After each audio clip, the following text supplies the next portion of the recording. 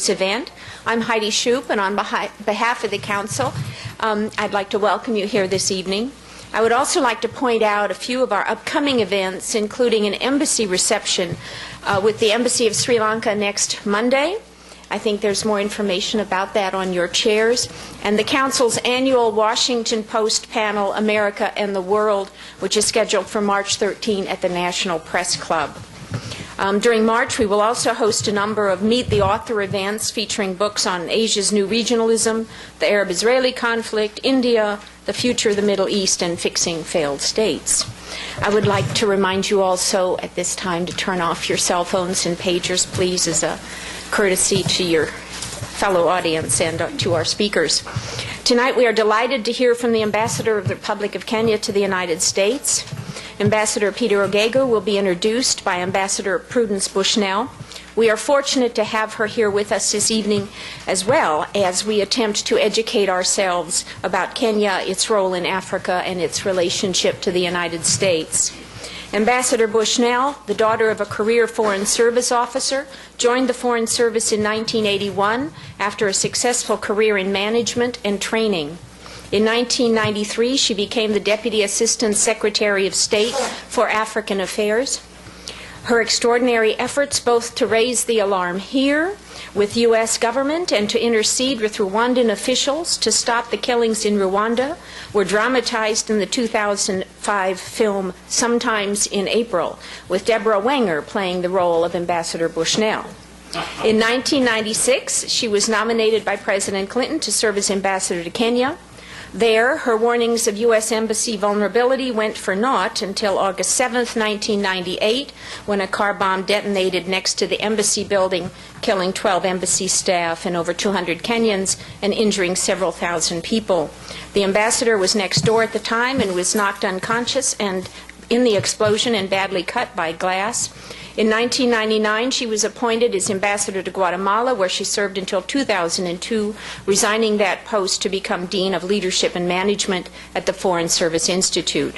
In 2004, she received the Service to America Career Achievement Award for her leadership in the aftermath of the 1998 bombing of her embassy and her efforts to bring attention to the genocide in Rwanda.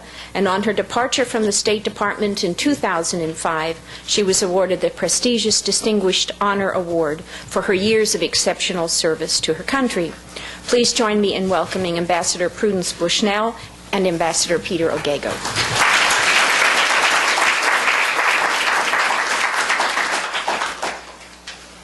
Thank you, Jumbo. Thank you for coming out on this night.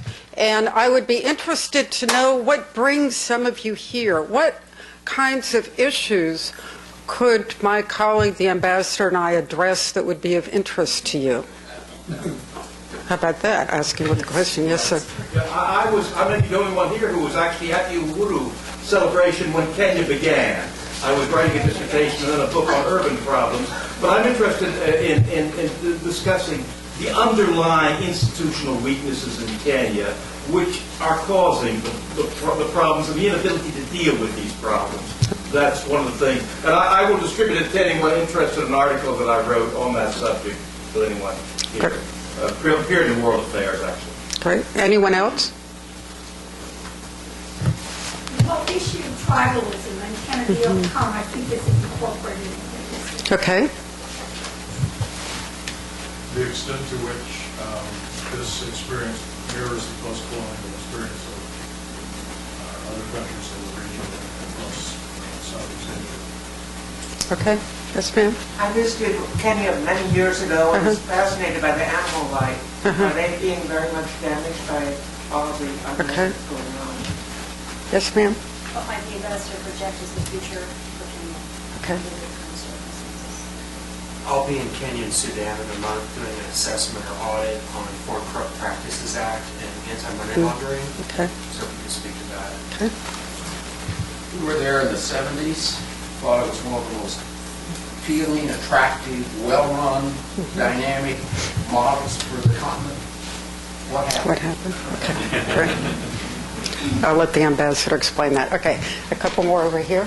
The economic impact for Kenya on the events and for the region. Okay. I'm curious to know how a country that's had an unfair election makes that into a fair election. As someone who, along with my friends, have homestay families in the region, what's being done to protect the health and safety, particularly of the impoverished people? Okay. I'm interested in the role of the international community in helping with the ongoing crisis. Okay, great.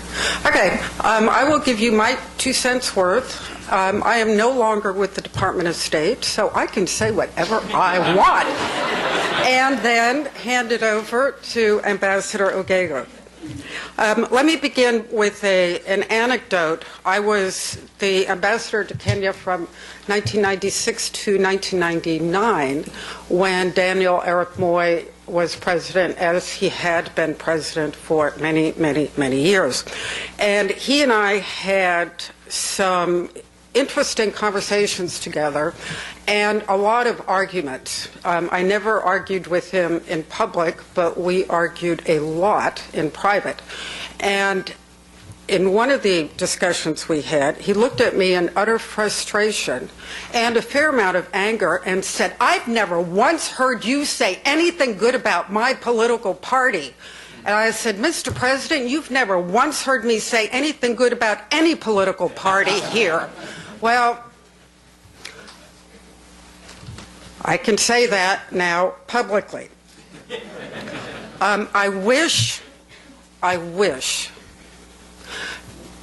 Kenya's leaders would show themselves worthy of the kind of leadership Kenyan people deserve. This is a very important country. It is important to the United States because it is a regional hub. It's got the port of Mombasa. It has got the international airport of Nairobi. You have goods coming into Mombasa going down Tanzania, Uganda, Rwanda.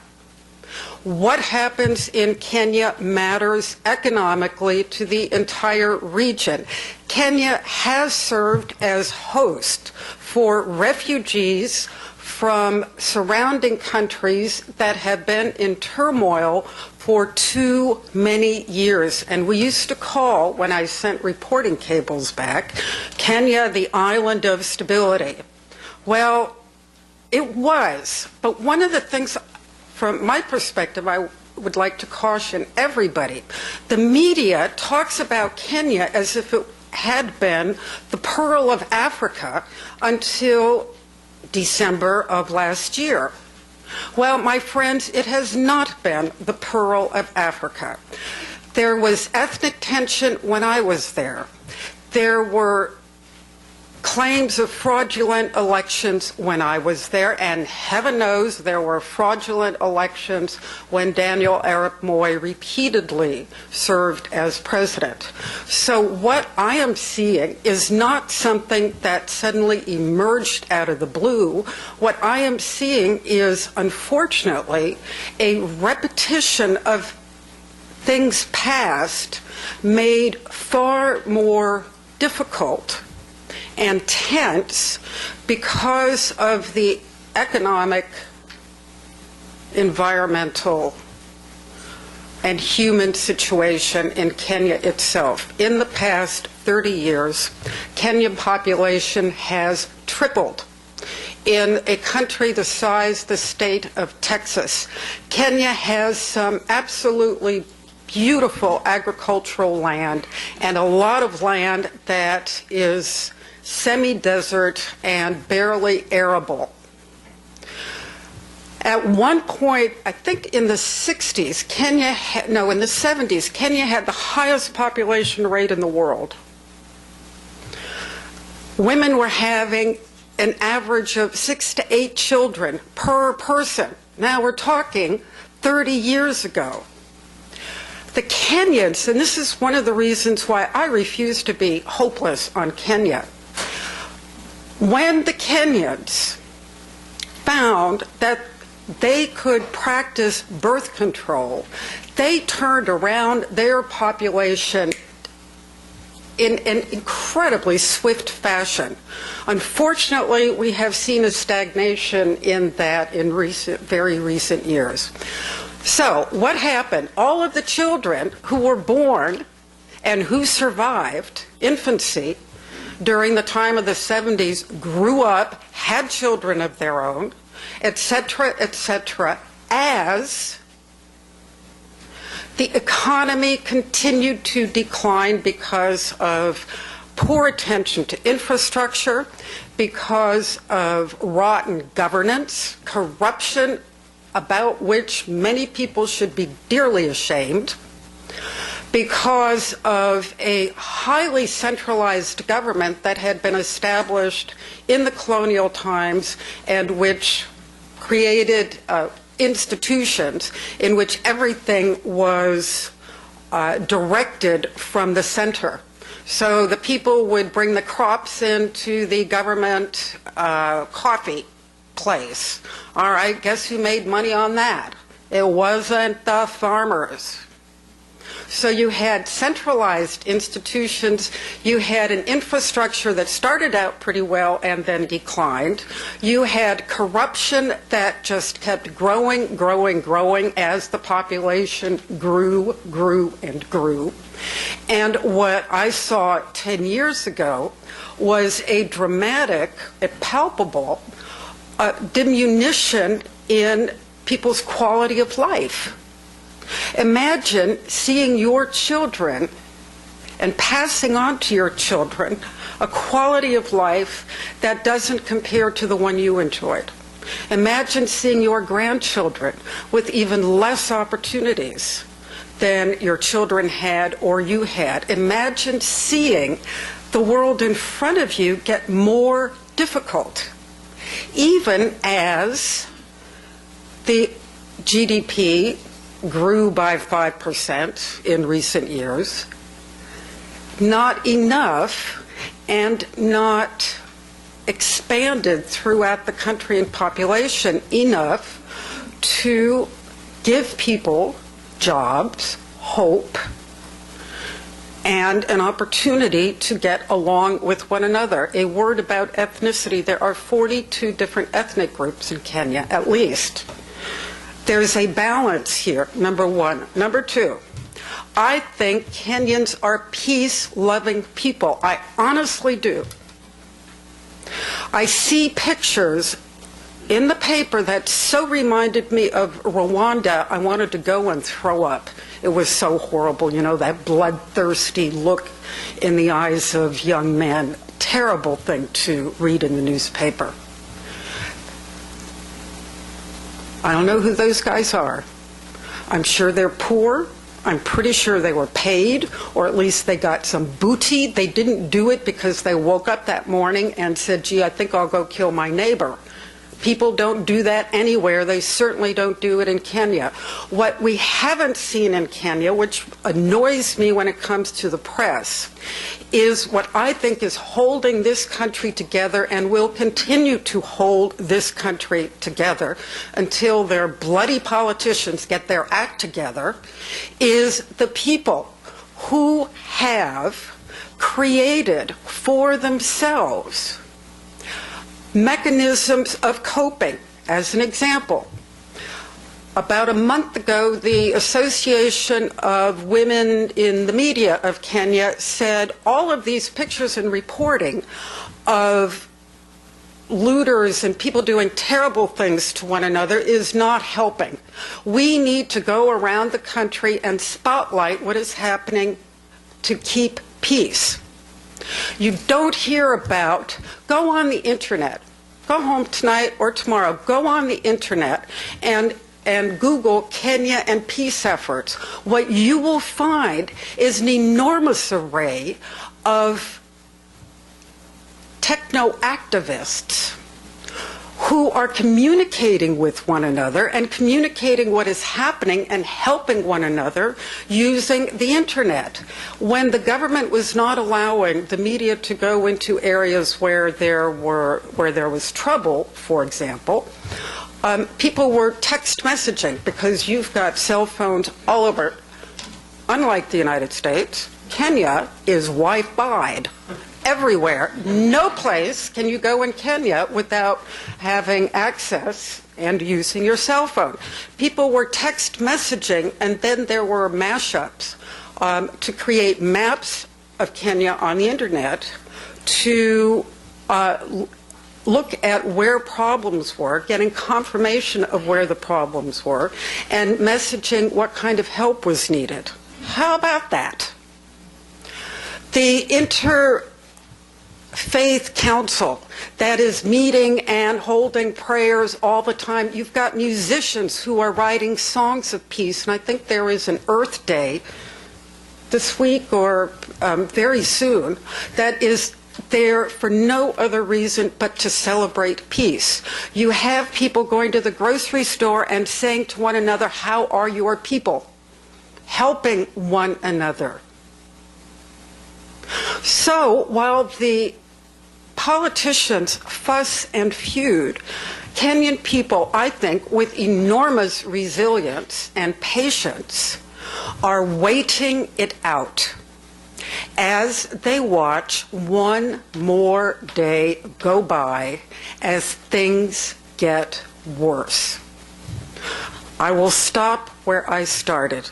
Kenya deserves politicians worthy of its people. And my hope is that the people who are in Nairobi getting mad at one another will bring their heads out of the Serena Hotel and State House, will look around, will understand that they are writing history and their name will be on it, on this chapter, and that they will do the right thing. With that, I would like to invite my diplomatic colleague, Ambassador Peter Ogego, to come up. Ambassador Ogego was in the residence more than once with me when I was in Nairobi. He is a man who has diplomatic experience in Cuba and in Canada, as well as a man who has private experience in Kenya as someone who has worked on natural disasters and a number of commissions. He is a man who has a foot in both camps right now. He represents the government of Kenya as a good diplomat, and he is personal friends of Raila Odinga. So you have before you a Kenyan who is not only representing Kenya, but really feeling personally what is going on in Kenya. So please welcome Ambassador Ogego.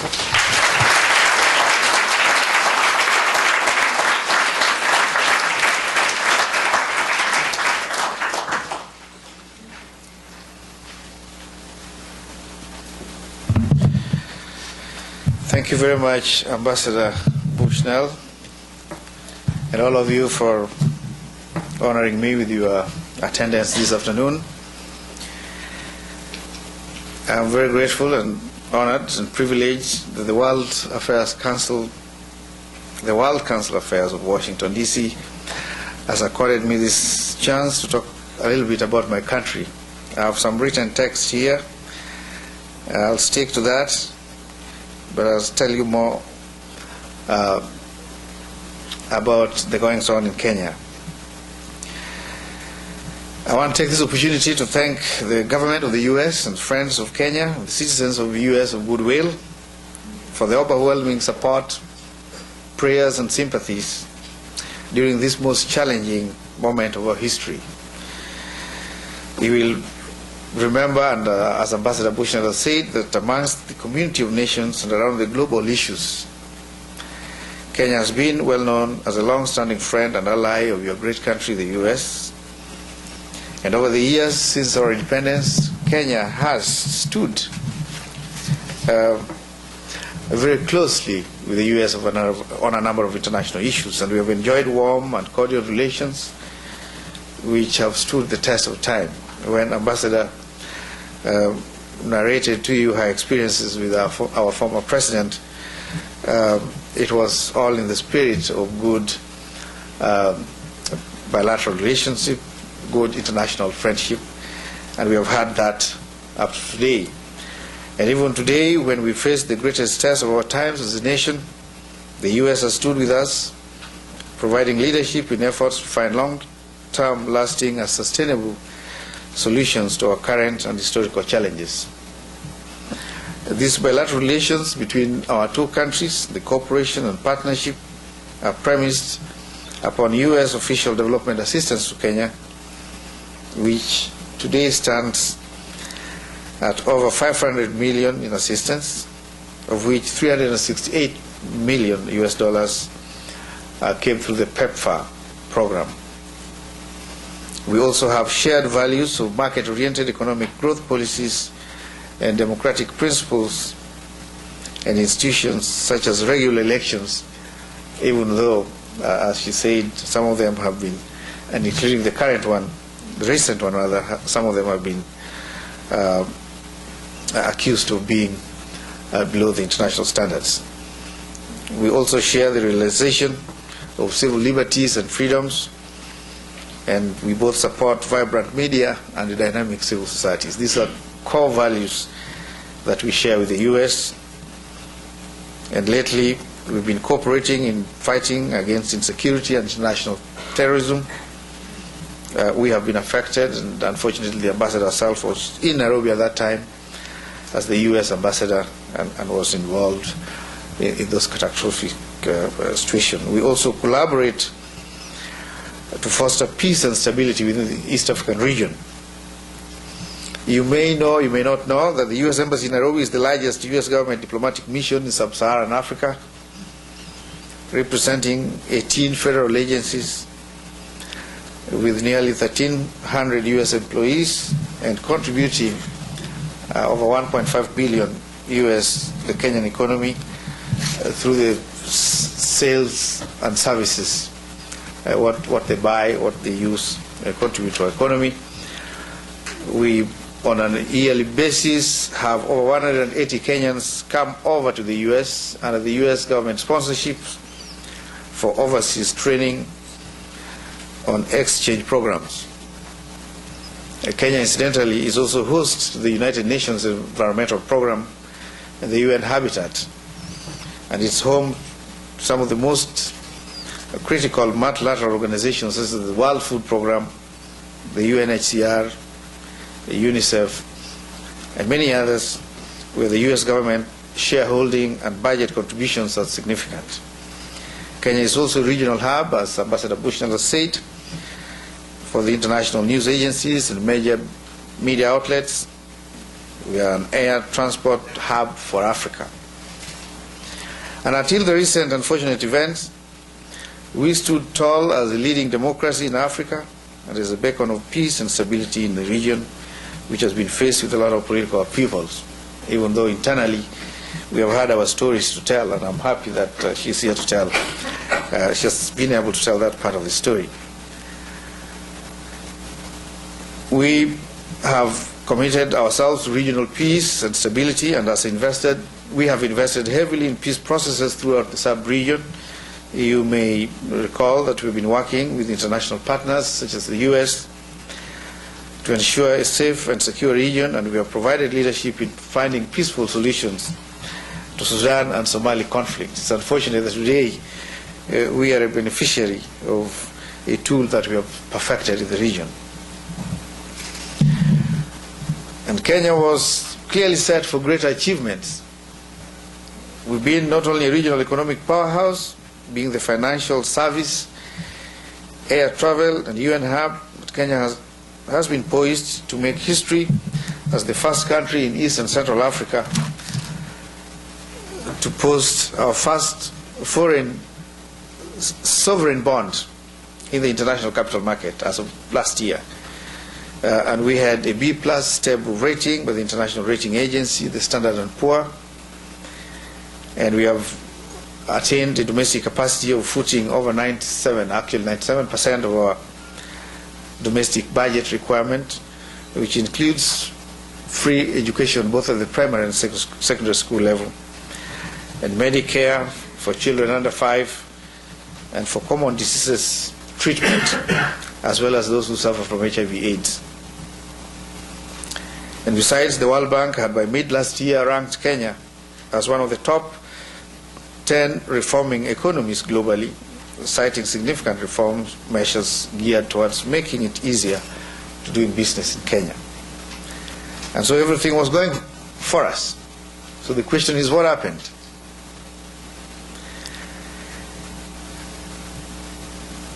I could single out a few factors. But before that, let me veer off a bit and tell you that it is amazing how history repeats itself. In 1998, January, I think the 4th or 5th, thereabouts, Raila and myself went to Ambassador Bushnell's office. The two of us. She was very gracious. She offered us tea. Chai. And we went to her as the representative of this great country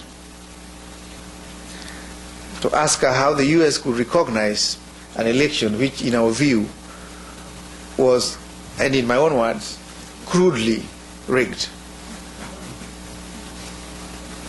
President Moi had extended the voting date by one more day, and the announcement came at 6 in the evening, when some of the ballot boxes had actually been taken to the counting halls. I was telling her when we met at the lobby that I've been reflecting on that incident. We were not happy with her at that time, well, with the US. But she told us that the US will not support a rerun. The EU at that time, Ambassador, you may recall, was chaired by Belgium, because they don't have the kind of might that the US has, so they can make noise and nobody would listen. And they did indeed made a lot of noise in Nairobi, calling for a rerun. And based on that, we came now to ask the US, do you think it is possible to have a rerun? It's not always easy to have a rerun in a situation where people have just had elections. You know about it. It's so hectic, everybody is fatigued, people have spent money. It's not just possible. And she made it very plainly clear to us. The US would not support a rerun, that they would recognize Moi, fraudulent as the elections were, but that they would put pressure on him, one, to ensure that come the end of his tenure, he would relinquish power, and two, that during his last tenure, he would accept or undertake comprehensive constitutional reforms. Now we left, and in retrospect, because it was Raila and I and a few others that would have sent Kenya this as a route where we are today, we consulted with Kibaki, who actually had won the elections at that time. And we decided that the matter should be taken to court, at least for historical records, to register a protest that these elections were fraudulent, rigged, and that we took the matter to court. And I've had personal regrets that the US this time did not play the leadership role that you did. I don't say this because you are here, but I've said this elsewhere. I've told this to the officials that matter, that we think that the US did not provide the leadership they ought to have provided under these critical circumstances. And I give you a very basic example, that if you have two children are fighting over something which could be tragic in the end, and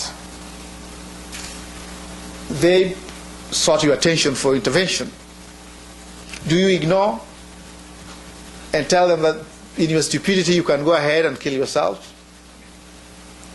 Or do you, if they were quarreling over something, do you confiscate it? Or do you decide, do you provide leadership by deciding that this belongs to you, but I'll make sure that you behave responsibly? We lack that kind of leadership in this time, and part of the problem we are going through is because the EU took a front pace in the Kenyan crisis, the Kenyans are very sensitive. Kenyans are very friendly to the Americans. I'm sure if the Americans took an earlier leadership role, perhaps things would be different. I could clarify on a Q&A. But the difference is that, unlike 1998, the opposition ignored the recourse to the courts of law and took law into their hands. And in the process, things spilled over. The lawless pockets of the country took advantage, and it was hell broken loose. It is the elasticity of the Kenyan people that the ambassador referred to, of holding together, that after 2 weeks of horror, that we woke up to our senses and said, what are we doing here?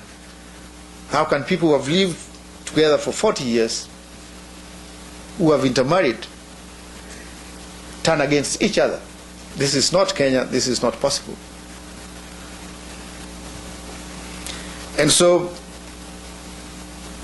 one of the reasons for, because I understand there are students amongst you for academic purposes, would be lack of responsible and accountable leadership amongst the opposition. They cannot now account for their behavior, undemocratic, illegal reactions to an election loss of the time. They also lacked respect for the rule of law and the national legal institutions, as well as mechanisms for channeling grievances and resolving conflicts. I know it has been argued that the courts do not enjoy the legitimacy amongst the Kenyans, but that's all we have. And as members of parliament, they go to parliament and make laws and make rules and bring changes that are legal and legitimate.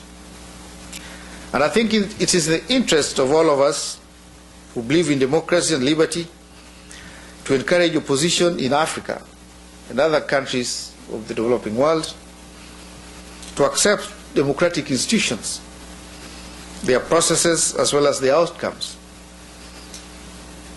Where there are legitimate concerns about democratic processes and their outcomes, there are proper channels through which such concerns can be raised and addressed. In particular, the opposition should be encouraged to embrace the rule of law and to appreciate the fact that the rights and freedoms have their legitimate limits in any orderly society, yet those limits provide the necessary countervailing checks and balances in the interest of all of us. I have had occasion to say elsewhere in this country that had the opposition taken their grievances to court, like we did in 1998, perhaps we never would have seen the kind of tragedies that we witnessed in the country. Perhaps it would have been easier to isolate those who had planned to cause havoc and take advantage of the confusion that comes with the election to bring death unto others. But because they played illegal, they played undemocratic, it will be very difficult for them to isolate themselves from the acts of horror and arson and killings that happened in the first 2 weeks after the elections.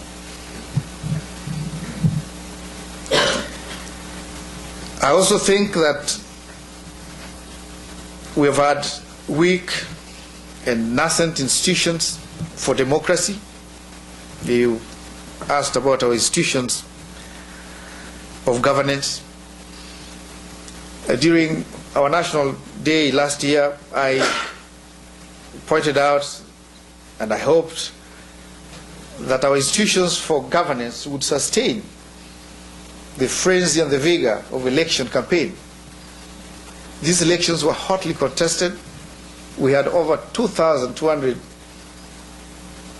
contestants for only 210 constituencies. So some constituencies had as many as 15 candidates, all of them very well endowed in terms of resources. The campaigns were very heavily financed. Candidates were campaigning with helicopters, huge factory-made four-wheelers with media, and huge campaign. And that brings to my mind the issue of the vested interest from other very nebulous external interests in that campaign.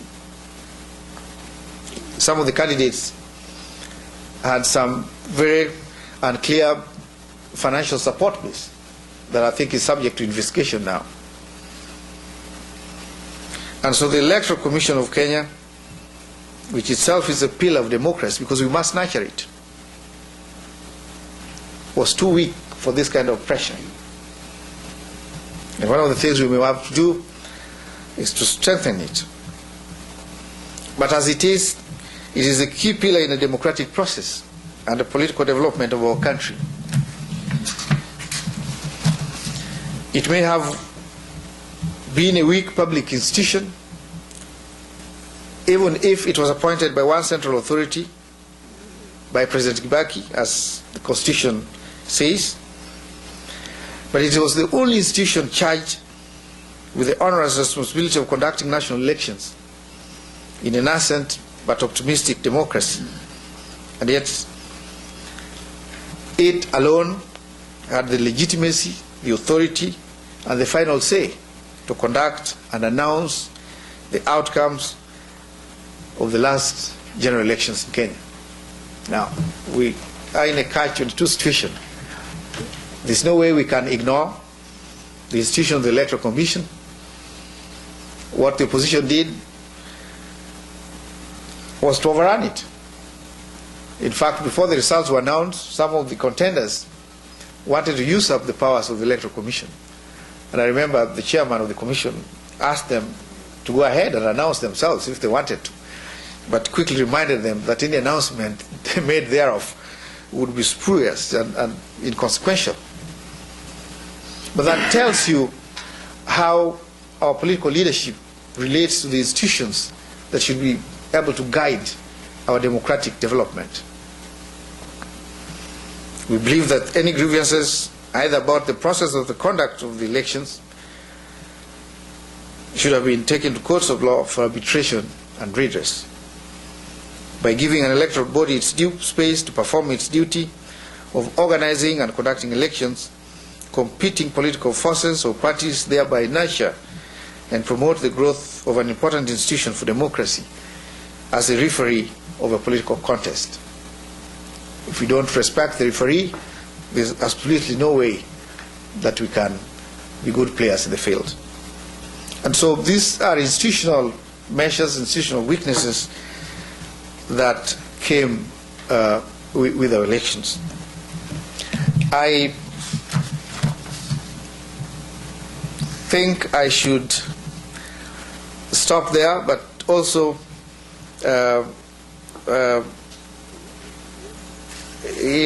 during Q&A, have occasion to talk a bit about the historical issues. One of you asked some of the fundamental, the underlying factors. I think Ambassador Bushnell referred to it, so that it is not a lecture, but it's an engagement. I'll be very free to discuss that with you. But for those who may not know, we were a former settler colony. There were only three in Africa. One was Algeria, Kenya, and South Africa. Most of you might be aware of the South African case, issues of land and ownership, which took many years until about 10, 15 years ago. The Algerian War of Independence was over land, and so was the Kenyan one. And so the Kikuyu community in Kenya were the biggest losers in the colonial land alienation. They occupy the central part of the country. and they were expropriated from their lands. The others were the Maasai. But unlike the Maasai, the Kikuyus were a settled community who were tilling their land. The Maasai up to today are nomadic. So they graze their cattle and move. And so issues of land and land alienation has been with us ever since the British set foot in Kenya and made us a colony, formally in 1920, but much earlier than that, in 1895. And so over the period, over the colonial period, there was systematic removal of the Kikuyu community from the original areas, from Central Province to parts of Rift Valley. In 1930, there were already land commissions. What they did not do, what the colonial government did not do, was to give the ownership, the entitlement, to the so-called natives at that time. So people would go and occupy other lands, and when the colonial system, officers thought that those lands were worthy of annexing, they would take them up and resettle more colonialists and push them further. So that's a point that you need to keep in mind. And I want to say that the Kikuyus did not take anybody's land. They actually bought those lands. And we are talking about peasants, people who own 1 or 2 acres of land. These are the fellows that were victimized. I also want to say very boldly, the Ambassador knows this, that almost every member of the Kenyan political class has land somewhere, including members of the Kalenjin community who own land outside their community, including in parts of Central Province. And so it's a myth that somebody gave some people land for free. I've seen it in the media. And there's a whole documentation of land buying over the period. I also want to say that former President Moi was in power for 24 years. He comes from Rift Valley.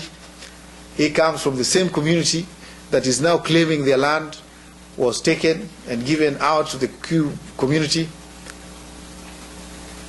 And Kenyans will ask, so what happened in his 24-year rule? Why did he give back the land to his people? These are debates that will come as soon as things settle down in Kenya.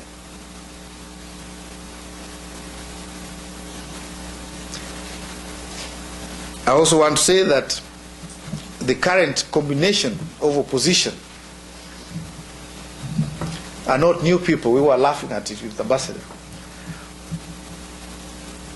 They're the same members of this political class who just happen to find themselves on the wrong side of the question now. They know each other, and I share with you that they've let us down as a country. They have brought shame to us, and it's high time that we got some of them thinking about Kenya. I'd be glad to field any questions if you have. Thank you very much.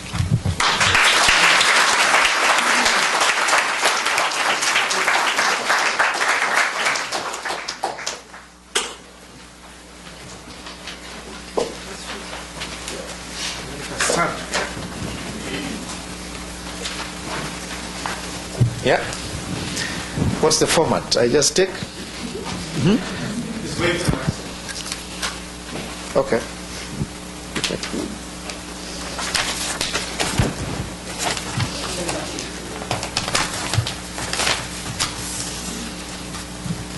I'm ready. Mr. Ambassador, sorry. One Ambassador, Asante Sana. May I ask you this question?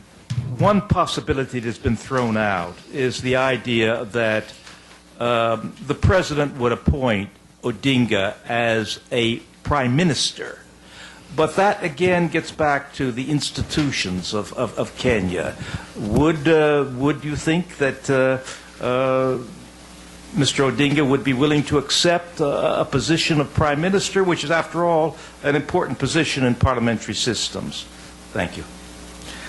Well, thank you very much. That's one of the current points of contention.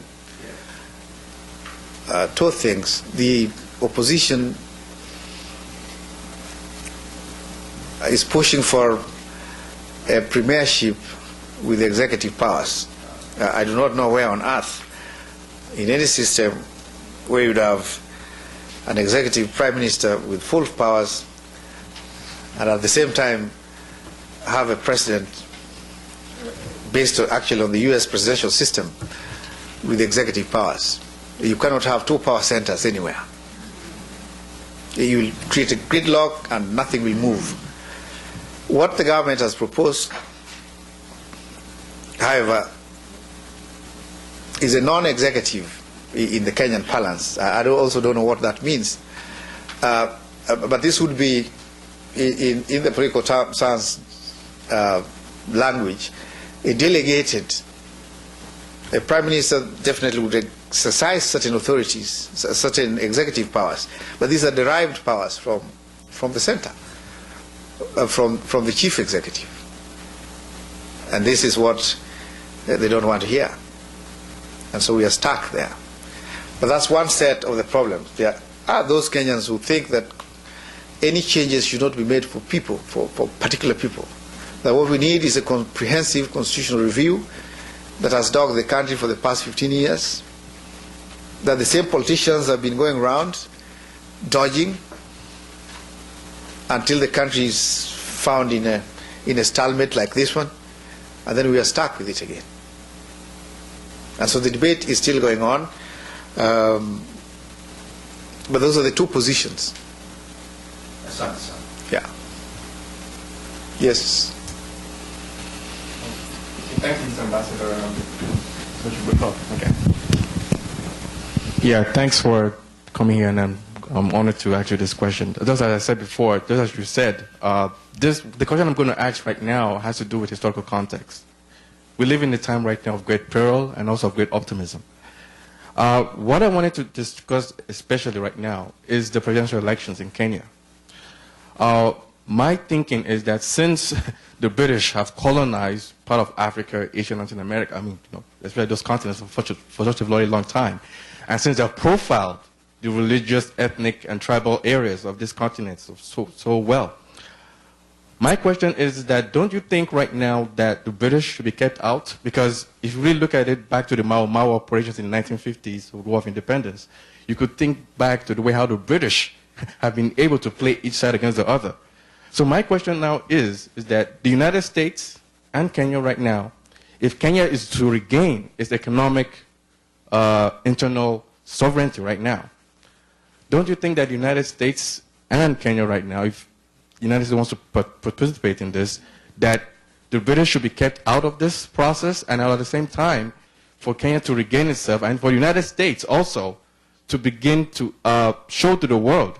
Because what happened recently is that Condoleezza Rice, as soon as the British, some member of the British Parliament said something about the presidential elections, the United States reversed itself. So in my view, it seems that the United States seems to be following the British role in setting the stage to detonate the area. So my question is... Thank you, but I think you misunderstood what I said earlier, if that's back to that. But I can tell you that the British are not involved any more than any other EU, and in fact they're involved as members of the EU. The US has long-standing relations with the Kenyans. We have deeper bilateral relations. We never had colonial legacy. We didn't have a colonial relationship. We've had a lot of Kenyans trained here. We send over 7,000 students every year to this market. And so there's a lot of cultural, educational, social, economic ties between Kenyans and the U.S. Mr. Ambassador, if I could also just mention, I wasn't aware until I got to Kenya that before Kenya became independent, the United States government created what was called the Kennedy Airlift to bring young people to the United States for education to better prepare them for government and the experience they were going to have. That has created a foundation that is just amazing between Kenyans and Americans. Yeah. Obama's father, I think he Absolutely, yeah. He was in the 1958 Kennedy Airlift, and his father was a student at Harvard University. Most of our graduates, public servants are American trained. There's one of them there who works for the World Bank. He was being trained by we have over 200 Kenyans who work at the World Bank. So the American influence in us is so huge. We would reason with the Americans. Of course, you know, our colonial history with the British and some of their maneuverabilities, you know, are not quite favorable in Kenya. But I want to assure you that they're not involved.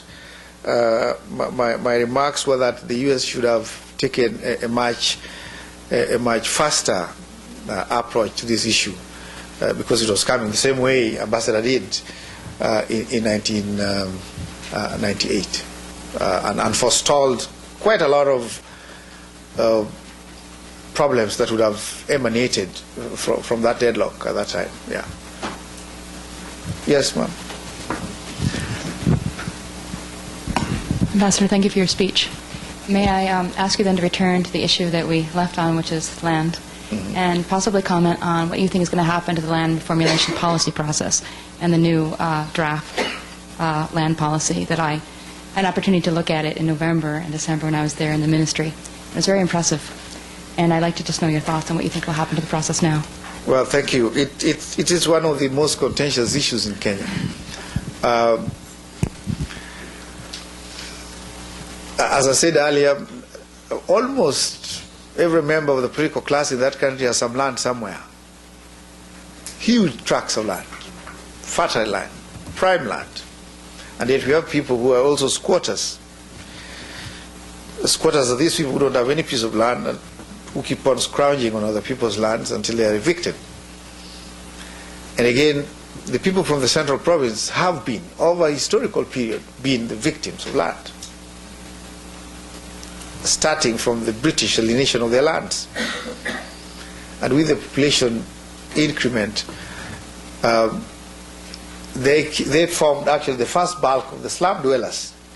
The Mathare slum were occupied by people from the central province communities who had no lands. And so it's traceable. But it becomes a complexity when you want to redistribute that land, because the middle class will not let go. And so they'll kill the bill, they'll kill the policy. And this is across the board. It's not a party issue. It's not even an ethnic issue. And remember this, when the issue of land comes, you will see how the behavior will be different. Right from the top leadership, ever since independence, up to today, land has always been a very sensitive issue. There is a glaring disparity in land, for a fact. I don't want to mention names here, but it's very clear, it's in public domain. There are families who own really, really large tracts of land. They're in the government, they have been in the government, and they will perhaps always be in the government to protect their interests. And so when I say that, the issue is, how do we get a leadership that will break through and have comprehensive constitutional review process on without putting their interests first? This is our crisis. So I agree with you. A beautiful document, shelved with the referendum, and there it is. Yeah, Mom. Yeah. You. This is a fairly naive question, but you referred to outside influences funding the election. Could you be a little more specific about that without getting into trouble? Were they outside of Kenya or? None of it, fortunately, from the U.S. The U.S. have always been very supportive to us. We have excellent friends here, and they wish us well. The ambassador is doing a great job in Nairobi. And we compare notes over this crisis very often with him. We know each other very well. We were actually appointed at the same time. We presented our credentials diversely around the same time. Yes, but we have... why is the international community so deeply involved in the crisis today? There must obviously be vested interests.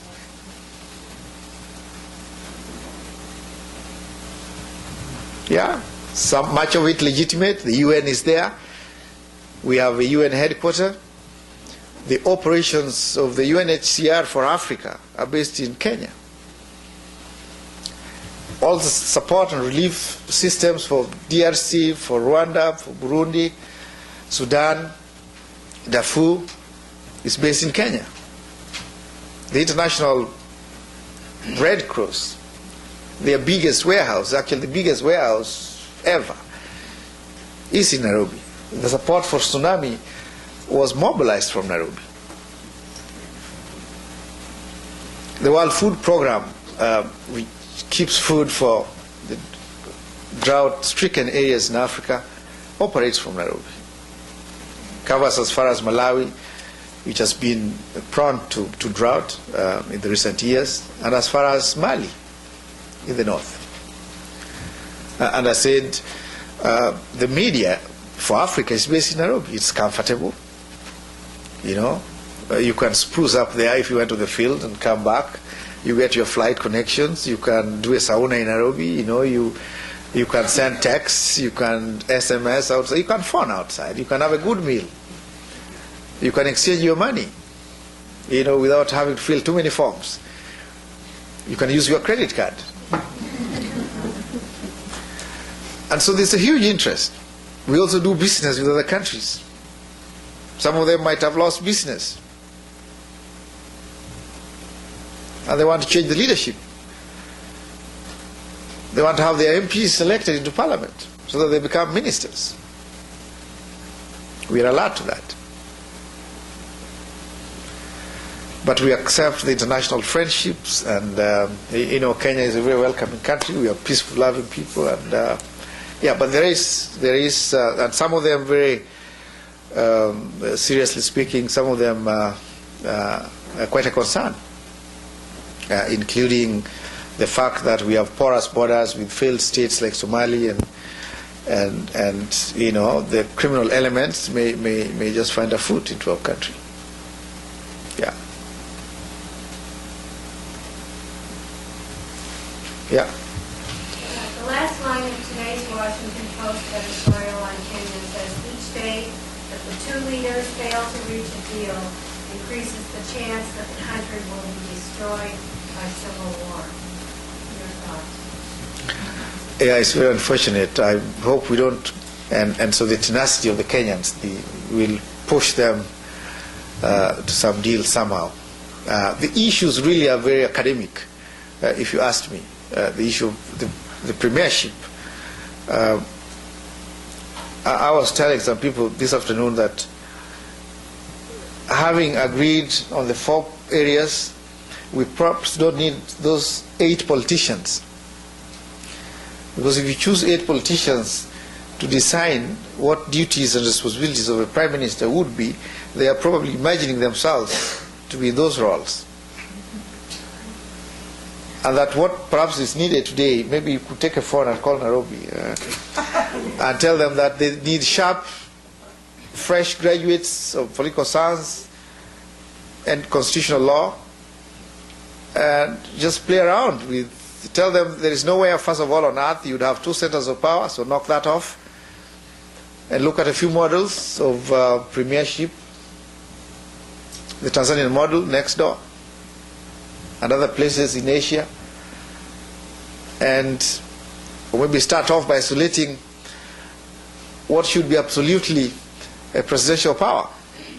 Head of state, commander-in-chief, receives and appoints ambassadors with his signature on the credential thing, and pick about 10 issues that the president must do and see if they can share the others with the prime minister. It's a fairly simple thing, but when you put politicians to be the ones with vested interest, to be the ones, I mean, it's like asking ambassadors to determine how much they should be paid in a station. You know, they'll do it according to what they think they should have. That's what I'm trying to say. But I believe that all is not lost. We are optimistic. Kenyans are known to climb down from their positions, and we'll reach out to each other, and I think we'll see some light at the end of the day. Yeah. Yes, sir.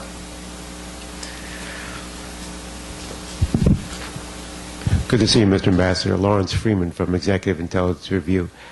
There were reports in the media immediately after the election that violence started within 30 minutes, and some of the activity was appeared to be very well organized. And given the fault lines in Kenya that are well known and were nurtured by the British colonial period, this does lead one to suspect, knowing how close the election was going to be, if not this was an instigated operation to destabilize Kenya. And I wanted you to speak on that. Well, thank you. I've read those lines in your publication. It sounded very convincing, you know. And it's also true that violence started pretty earlier than the announcement of the results. And the U.S. has said as much in Assistant Secretary's presentation to the Congress and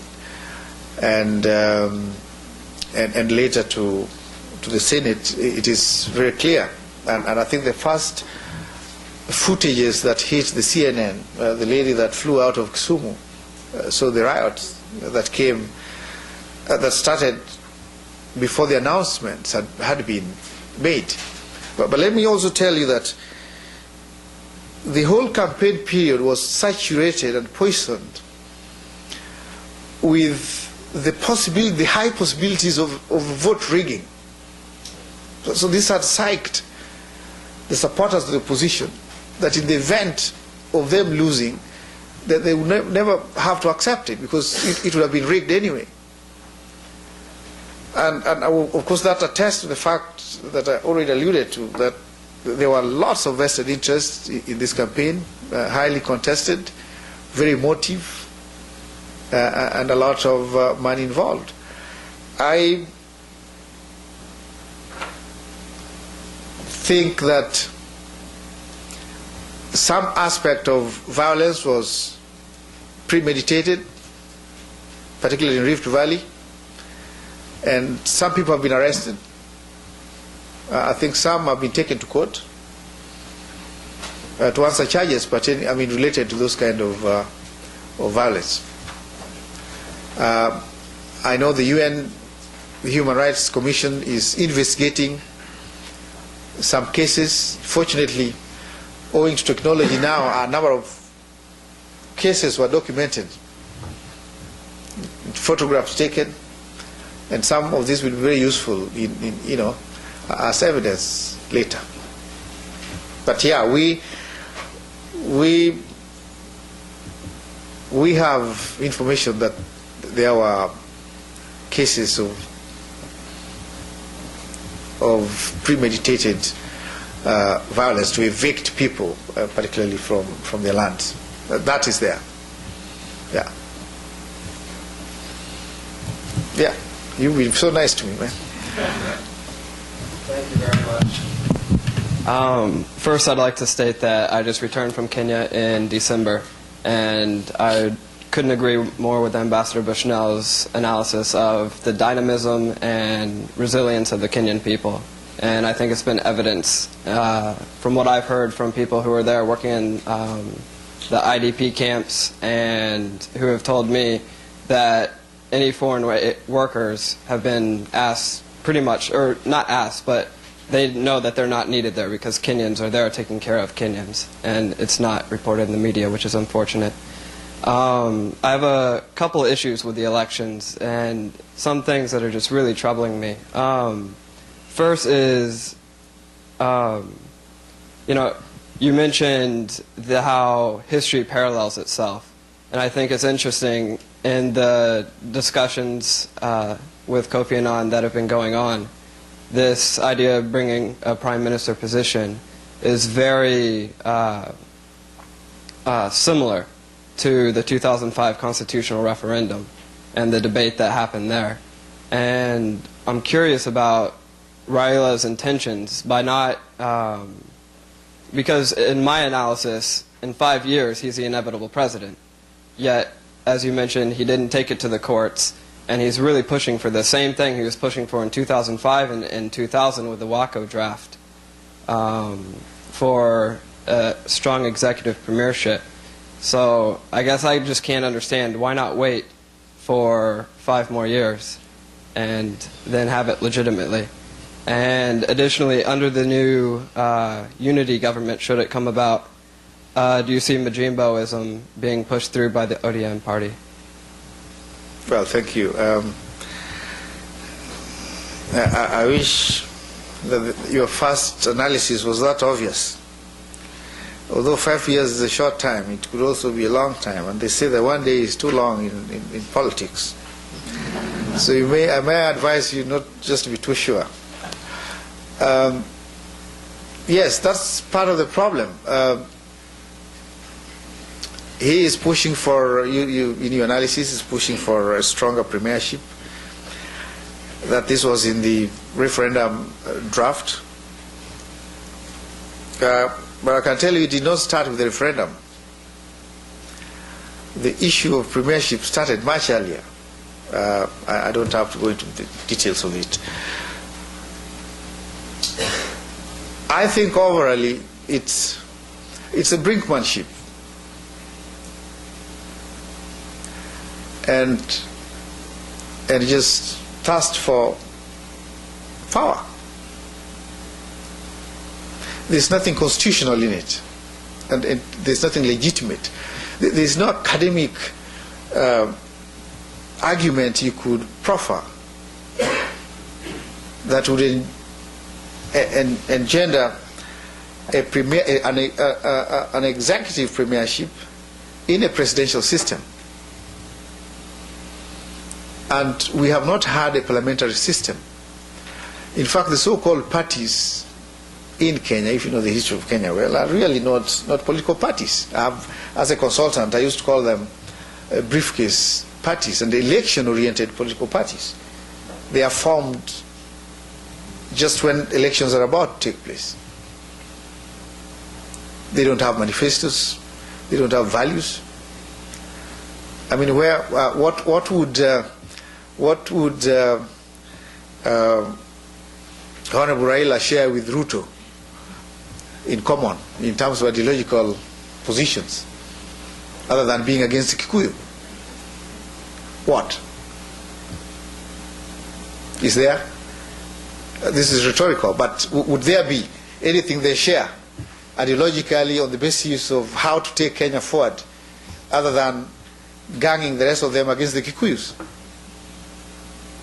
And if the Kikuyus reorganize themselves and put their feet down and said, yes, we fought the British through the Mau Mau, we suffered, we lost our land, is going to be a bloody confrontation, who is going to win? I've had occasion to say that the whole election process was based on an ethnic conspiracy. You can quote me on this. A conspiratorial ethnic vote which poisoned the whole thing. It was not based on the usual party platform, on policy choices, on people who have the interest of the country and have formed themselves into a political party to move the country forward. And the clearest way, whatever we do, is to go into Parliament and correct the Constitution.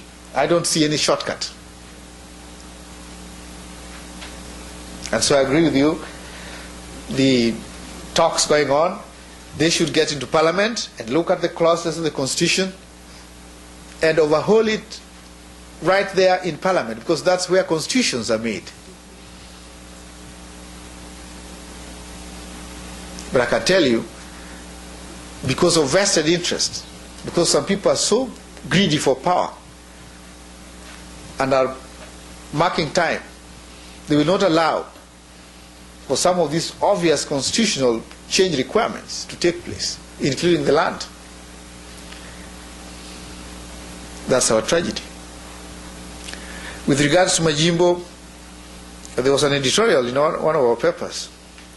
Those who were advocating for it pushed us the Majimbo way.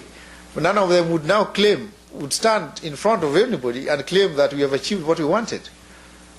People are now being displaced to go back to where they came from, which was one of the fears that we had against Majimbo.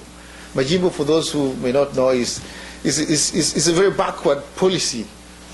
During the colonial times, that the settler colonialists wanted to be adopted so that they could have their own, actual Rift Valley as their Jimbo, as their small province, and that they would take care of their interests within the Rift Valley.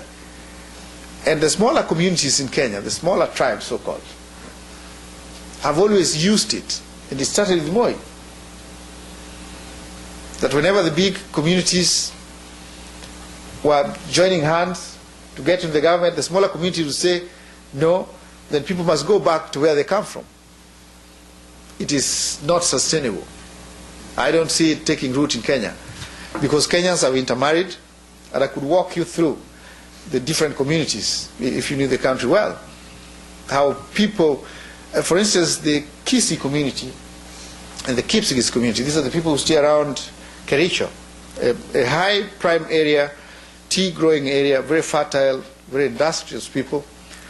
Almost to the next third family, there is an intermarriage between a Kisii and Kipsigis, and were involved in issues of land, which is just politically instigated.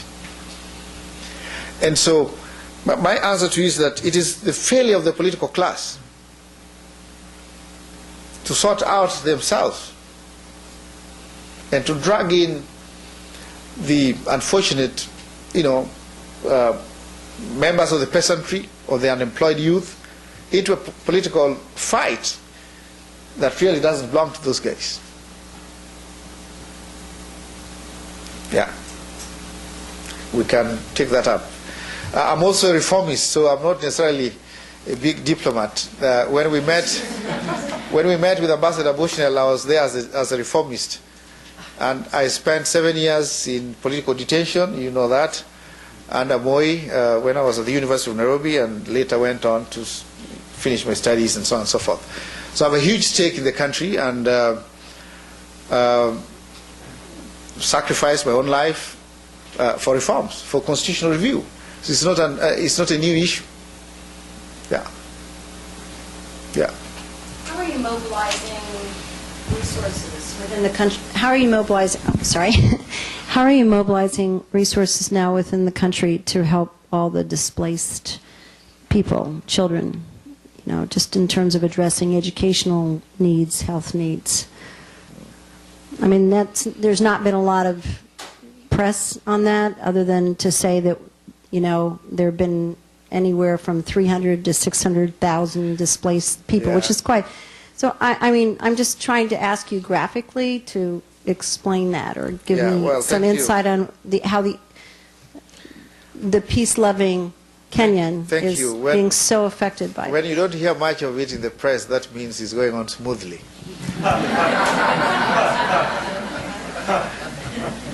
Not true. We've been very grateful to the international response. We have had an avalanche of sympathetic response from the international community. Most of the relief operations for Africa, as I said earlier, are based in and around Nairobi. And I know that there were cases where some relief efforts meant for other regions were diverted for Kenyans, and so we really appreciate. But Kenyans themselves have been forthcoming.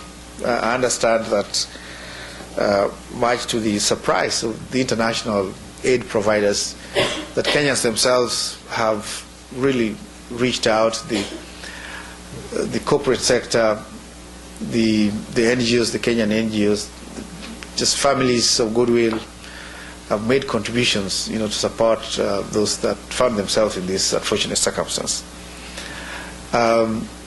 In fact, other than the fear of going back to where they came from, there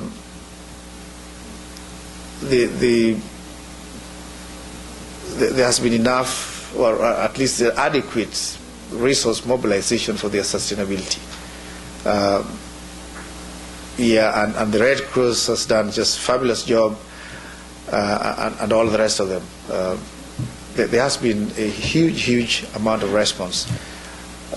We hope some people will not come in to make money out of this sad crisis. As you know, people are always smart, forming organizations to cash in on the situation, and some of them may be very dubious characters. But overall, we've had good response, both from the international community, but also from our own corporate sector and Kenyans of goodwill.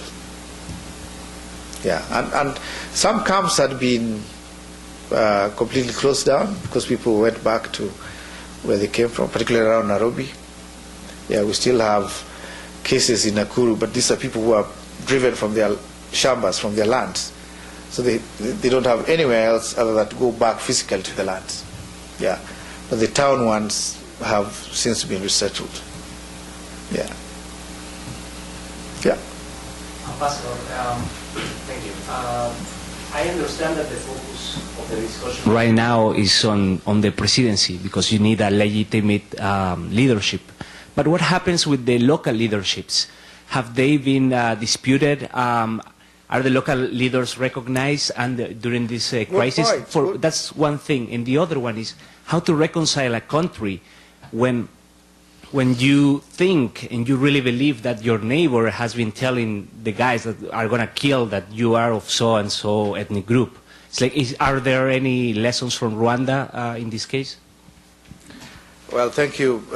Fortunately, this did not take place in the entire country. I think we must get that clear.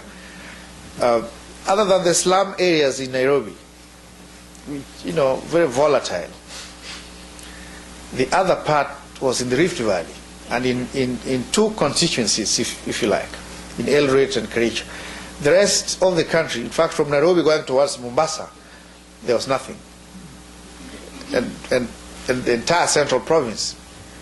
So these were pockets, but of course when the media brings it, it's like the whole country is burning, and they give you terrible footages. I think that's what it's meant to be, shock you and make the story worth watching. But it has not been the entire country. Flights have been going on, so tourists who had made arrangements to fly to Nairobi and who had arranged to go to Mombasa have had no interruptions. And even those that were going to Masai Mara, which is in Rift Valley, but outside the trouble spots, were never affected. It was pockets in Rift Valley, as I said, in Kericho and Eldoret, and both are routes into Uganda and Rwanda. So trucks from Mombasa, and Ambassador talked about us being a port, an entry point to East and Central Africa. So much of the effect were on the traffic, goods carrying, trucks carrying goods and services to neighboring countries.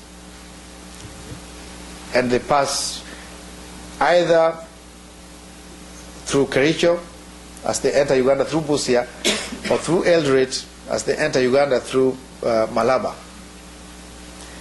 And one of the opposition members of parliament who has been very vocal in this thing is a member for Eldoret. The other one is the so-called Pentagon members. Another one comes from Kericho. And Raila comes from Nyanza.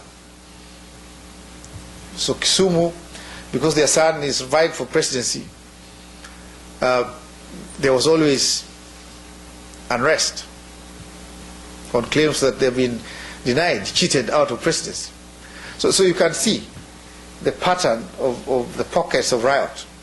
Eldoret, where Ruto comes from, Kericho, where Kosgei comes from, both of them are members of the so-called Pentagon, and Nyanza, where Raila comes from. And in Nairobi, in Kibera slum, where Raila is a member of parliament. You've been in Nairobi recently, you agree with that, and the rest of the country has not been affected.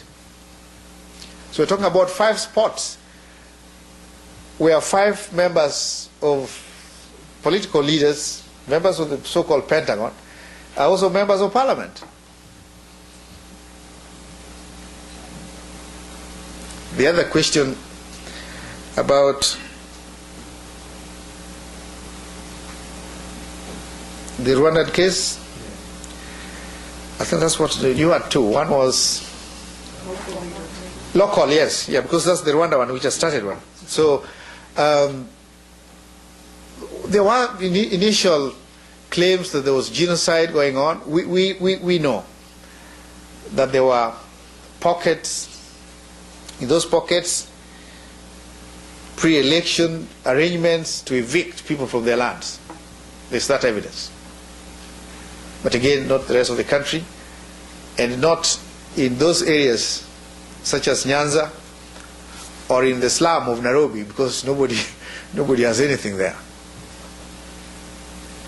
And so it's a long shot to relate it to Rwanda. But it's a very interesting observation about the local authorities. But let alone the local authorities. The same Electoral Commission of Kenya gazetted the members of parliament. It is the same institution that gave President Kibaki the certificate, that gave each and every one of the 210 elected members of parliament their certificates, without which they never would claim to be elected. And it is the same institution that declares the civic authorities, and there are many. I can't remember the figure, I think 3,000, 3,500, thereabouts. The whole country. That's urban, the city municipalities, the urban centers, and the county councils. Fortunately, where there were contests, where there were grievances, including for members of parliament, they went to the courts. And the courts have since dismissed some, others have been accepted for hearing. And as we are talking today, I think there was a controversy over the election of mayor in Nairobi. Again, any disputes are taken to the courts. So why did the opposition at the presidential level not go to the courts? How do we build institutions? If your election last time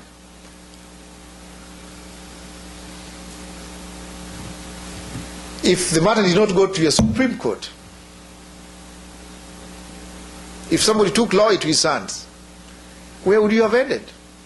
These are the questions we're also asking. That however weak our institutions are, we must respect them. We must give them a chance to grow. And I said, and I repeat, and I agree, if the opposition went, and it could not have been graver than 1998, it was just as bad, because it was obvious Kibaki, the current president, won the elections. And Moi, having sensed that it was going to be defeated, by 6 o'clock on a public radio announced an additional day for voting, that owing to the vagaries of weather and the logistical problems faced in the course of the day, is magnanimous enough to add Kenyans another day to go and vote For him. for him. And so the following day, huge votes came. It was so crudely rigged. We never believed anything like that would happen. The same Kibaki took it lightly, went to court. He would have chosen this other route. As a member of the Kikuyu community who are dominant in Nairobi, he would have asked the slum dwellers to start slaughtering people in town. In his wisdom, he did not. And the Americans advised that the best route is to go to court and put pressure for constitutional review. We should have done that. And I say this with a lot of unhappiness, because the same politicians had the chance between 1997 to 2002. The same politicians had another chance between 2002 and last year. And they are back in square one, looking for Prime Minister's position under this or that, something that took us 15 years to decide on. There's no way we will decide other than to accept, as President Kibaki has accepted, to have a premiership that will be, if you like, a number one minister amongst ministers to coordinate the activities of other ministers and coordinate the activities of the government and to exercise such executive authorities that he will be deriving from the chief executive. Makes perfect sense as a student of political science. Yeah. Mr. Ambassador, thank you. That's got to be the last question, last answer tonight.